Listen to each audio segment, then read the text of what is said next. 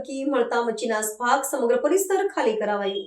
સુરતની જિલ્લા અદાલતને બોમ્બથી ઉડાવી દેવાની ગંભીર ધમકી મળતા આજે સમગ્ર ન્યાયિક સંકુલમાં અફરાતફરીનો માહોલ સર્જાયો હતો।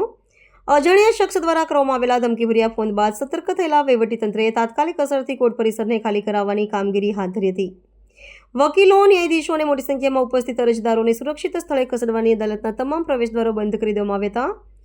ઘટનાની જાણ થતાં જ સુરત પોલીસનો ઉચ્ચ કાફલો, બોમ્બ શોધક અને નાશક ટુકડી તેમજ શ્વાન દળ ઘટના સ્થળે પહોંચી ગયા હતા।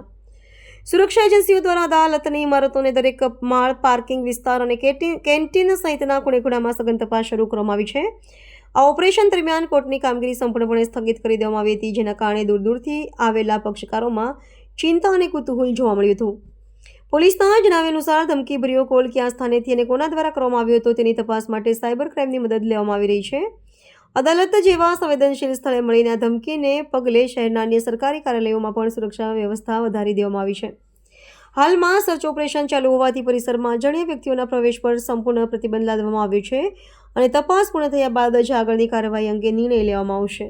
આ વહેલી સવારે 2 વાગે કોર્ટના મેલ ઉપર એક મેલ આવ્યો, અજાણો મેલ છે, એમાં લખનાર એ બધાની તપાસ કરવામાં આવશે, પોલીસને જાણ કરવામાં આવી છે અને જેવો મેલ મળ્યો એટલે સ્ટાફે તરત જ વહેલી સવારેથી 2-2:30 વાગે તો પણ તાત્કાલિક પ્રિન્સિપલ ડિસ્ટ્રિક્ટ જજ સાહેબને જાણ કરી અને તમામ સ્ટાફ અને પ્રિન્સિપલ ડિસ્ટ્રિક્ટ જજ ત્રિવેદી સાહેબ એક્શનમાં આવી ગયા, પોલીસને જાણ કરવામાં આવી અને અત્યારે કોર્ટ બિલ્ડિંગમાં બધું આ બાબતનું કોઈ અનિચ્છનીય બનાવ ના બને એટલાને માટે પોલીસનું ચેકિંગ ચાલુ છે, બોમ્બ સ્કોડનું ને બધાનું, અને પ્રવેશબંધી રાખવામાં આવી છે એટલા વખત।